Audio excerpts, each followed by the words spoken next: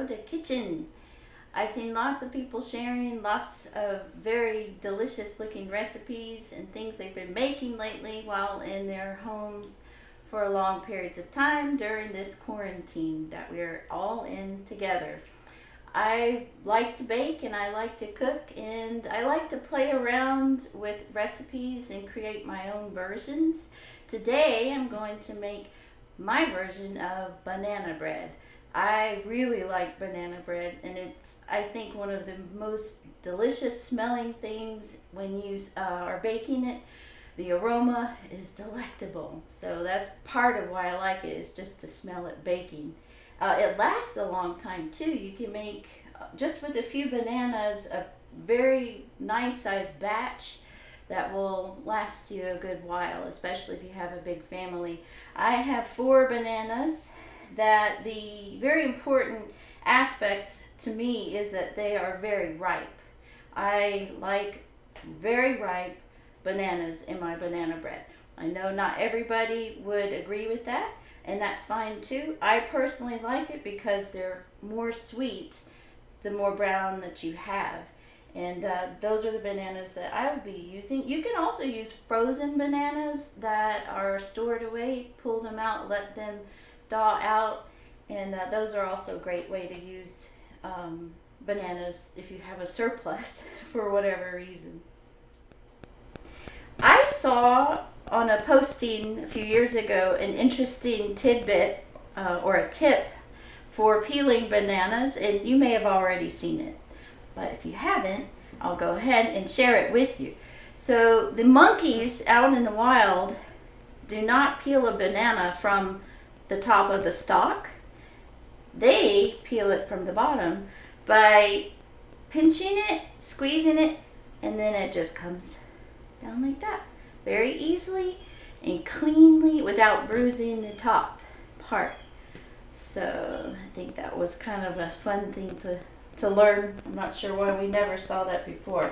I'll remove the very tip, it has a little bit of black, and we'll do that with my remaining bananas. I have 4. You can also use 3, or depending on the size of the banana. It's really however much you want according to what you prefer. I don't think it will affect the recipe in a negative way. It'll just be different the more or less you use. I hand smash my bananas.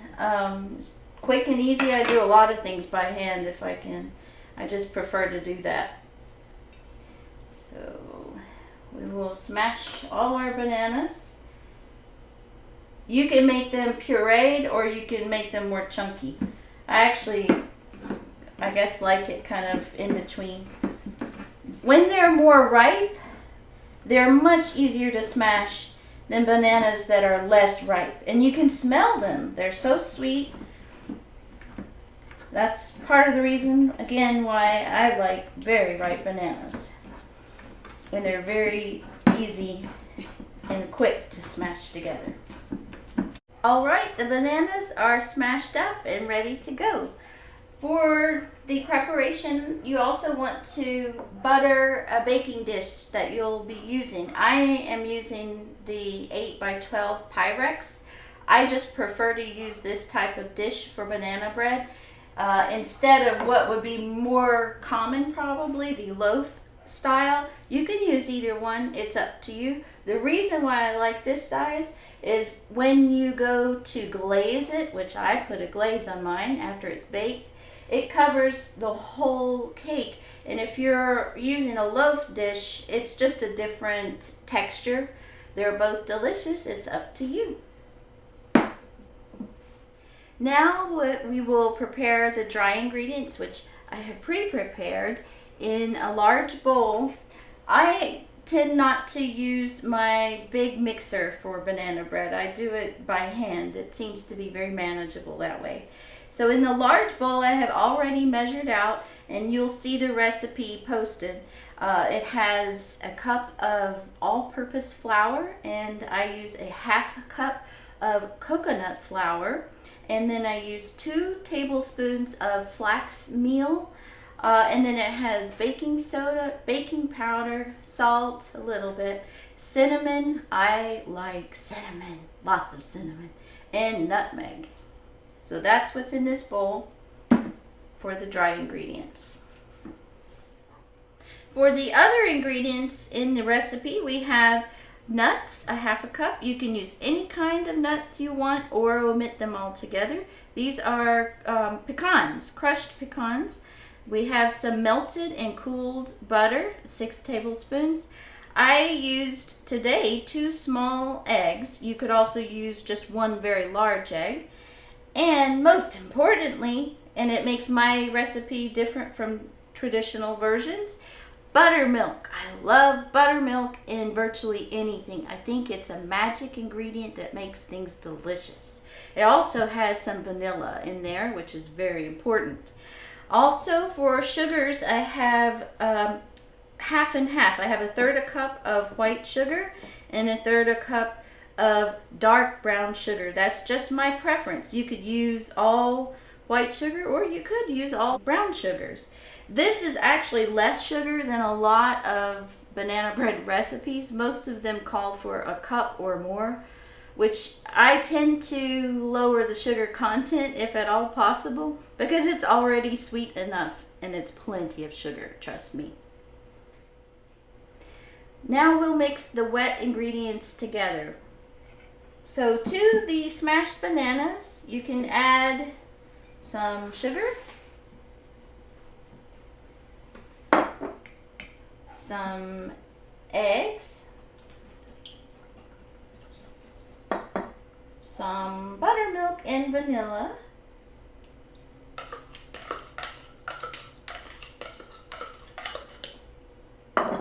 the melted butter that has cooled,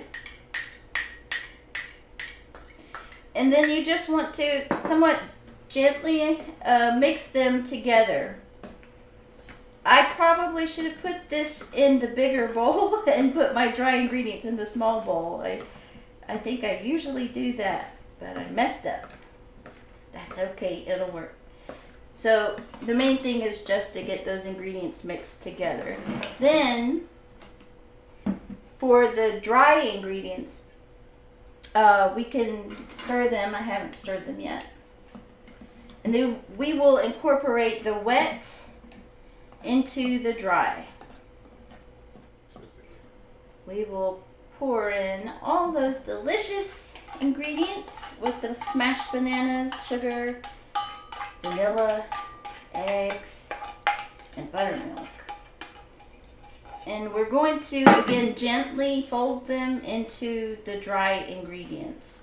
I think it turns out better by hand than with the the stand mixer or a hand mixer. I think it's just a little too strong, and I like to be more gentle with the banana bread. You can also fold in your nuts if you choose to use them. This recipe, having coconut flour added to it instead of using additional all-purpose flour, gives it a lot of fiber and protein. Yes, it has a lot of calories and carbohydrates. It does, but it also has a substantial amount of fiber and protein. So if you were to divide this baking dish into 10 servings, that would give you about 5 grams of protein and 7 to 8 grams of fiber per piece. And that's if we had 10 slices. I think that's a pretty good ratio, because sometimes we don't get enough fiber or even protein when we think we are. And that's why I like the coconut flour. It really helps put that in your food, and whatever you're making will be a little more beneficial than if you hadn't put it in. So it looks like this after you fold it. And you want it to rest a few minutes. From what I understand, coconut flour, you want to let it sit just a few minutes before going to bake it. And I think that's because it needs a little time to expand. Coconut flour is amazing. You can use a small amount, but once you mix it with any kind of a wet ingredient, it expands 3 times its size. So we'll let that sit a few minutes. And now that it's rested a few minutes, we will put the banana bread mixture into the dish, the baking dish.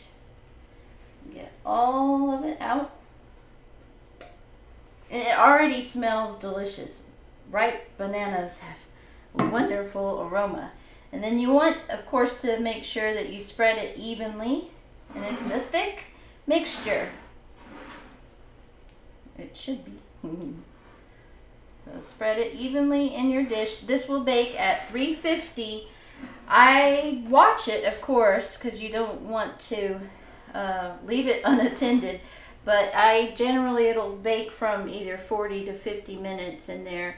And I don't like it to get crunchy or burnt. So make sure you don't let it cook too long. You will smell it and it'll be divine while it's baking.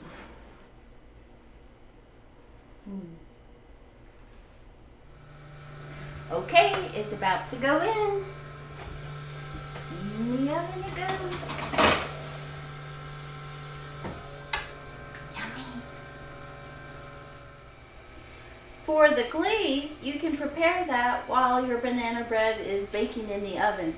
There are many different ways you can top your banana bread if you want to top it at all. I prefer a simple glaze, and there are different ways of making it.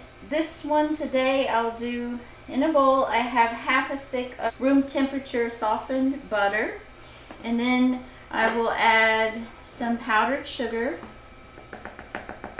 This is a half a cup measuring. You could add more if you like. It just depends on how sweet you want it. I will also add nutmeg and cinnamon. I just sprinkle however much you feel like. I love spices, so. And then I even have a little dash of salt because I think it helps combat the sweetness. And of course, some vanilla. Never have too much vanilla. And you do need liquid to add to this. You can either add whipping cream. I have just some 2% milk. I'll add a little bit of that. And you kind of have to eyeball it to see when you're mixing it how the consistency is going. You can add more sugar or more liquids. You could add anything you want. Cream cheese is also good too. So then you will just mix that together. And the butter is soft, so you can use a spoon or a fork. It won't look very enticing when it's in this format. When you put it over the hot baked cake, when it comes out of the oven, it melts onto the top of the cake and it makes a glaze. So though it looks very maybe unappetizing like this, it will make it very delicious once you spread it on top of your hot baked banana bread.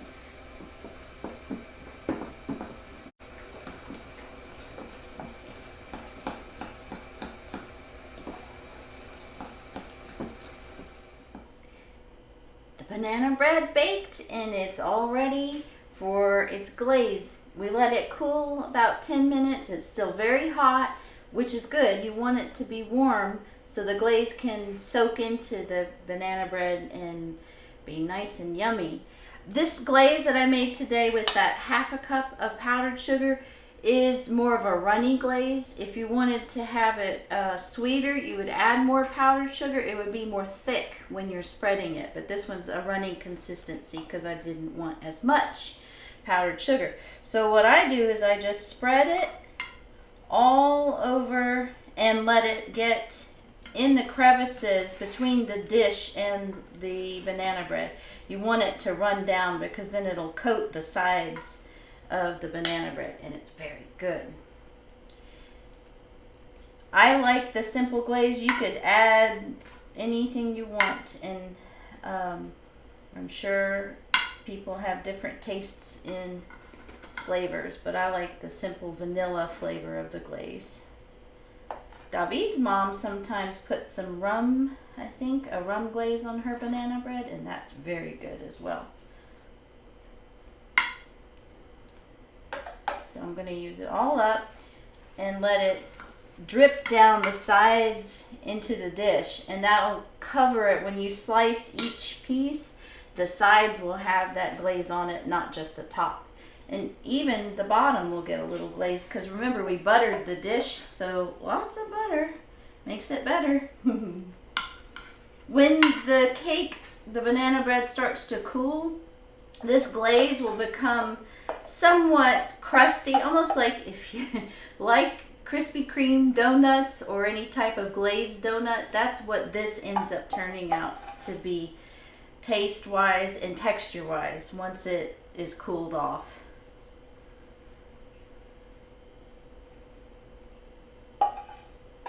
And it's very good with coffee, for breakfast, or for a snack.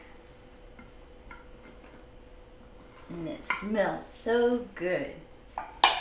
So that's what the finished banana bread looks like. Again, it'll solidify once it cools off more. Thank you for watching, and I hope you enjoyed this. I enjoy doing it for everybody. Bye.